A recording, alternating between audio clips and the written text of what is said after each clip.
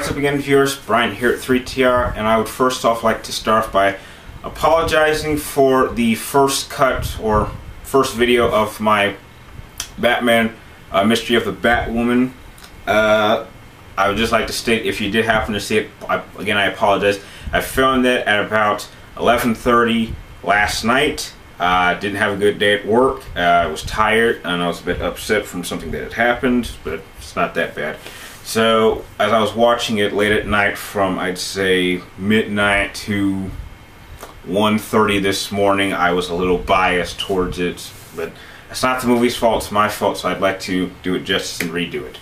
Anyway, Mystery of the Batwoman came out in 2003, and again it has the voice cast of Kevin Conroy coming back as Batman. And the story at this time has the mysterious vigilante known as Batwoman coming into Gotham and first start off by ruining a shipment of illegal firearm weapons which are going to unknown locations. Batman kind of arrives on the scene as kind of watching this whole thing play out, and when he finally gets a one-on-one with this version of Batwoman, however, he's kind of asking, why are you doing this? And she says, basically, you're the detective, you try to figure it out. So I guess this version of Batwoman is kind of, say, teasing at him a little bit. But as the plot moves along, Batman kind of starts piecing together who this person could possibly be and why. However, on the other side, the villains of Rupert Thorne and Penguin are kind of heading this illegal weapons operation, and when Batwoman appears, they kind of realize that, okay, we might need some new muscle, so they hire Bane and the gangster, I've forgotten his name, but I'll post his last name right here somewhere. They hire those two basically as muscle and to stop Batwoman from ruining their shipments. And by the end of the movie, you find out who Batwoman is and her motives for why she's doing it. And it kind of goes into a pretty interesting final, I wouldn't say initially final battle, it's like a series of final, it's like a finale, and there's a really pretty interesting fight between Batman and Bane. However, of course, it's not at par with the first encounter that Bane had with Batman in the comic books when he broke his back. Let's hope to God that maybe that might happen in the Nolan films. We're not sure. We'll have to wait another, I believe, a couple of weeks to figure that out. Okay, for starters, Mystery of the Batwoman, I didn't particularly like it all that much. I didn't like how they somewhat changed Batwoman's backstory. I would have preferred them to actually kept the original Batwoman from the comic books. I actually would have appreciated that a bit more. And again, this is another movie that fails to time with the animated series.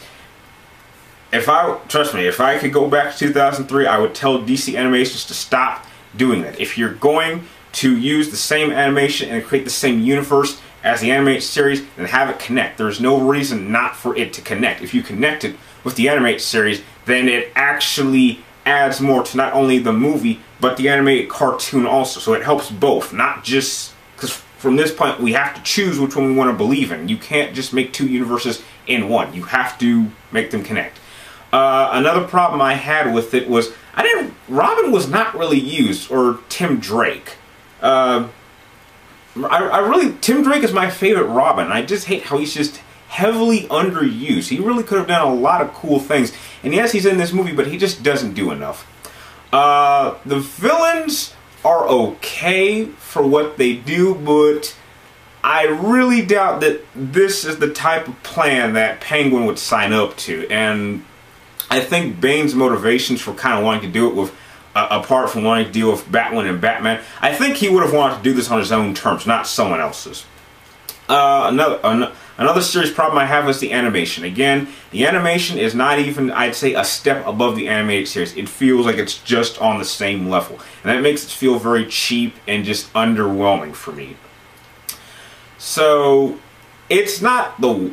Well, personally, it's the one I didn't like the most. But it's not a bad Batman animated movie, but it's definitely not a strong Batman movie. And it's really not one that you have to see. If you've seen it and you enjoy it, that's great. If you haven't seen it, I don't really think you're missing out on much.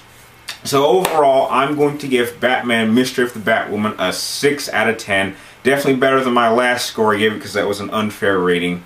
and I will actually leave the links to the first part of the anime of that movie, which you can actually watch online.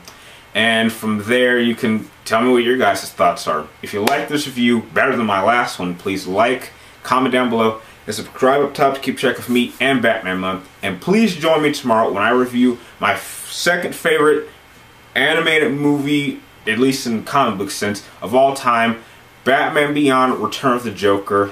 Thank you for watching, and I'll see you all tomorrow.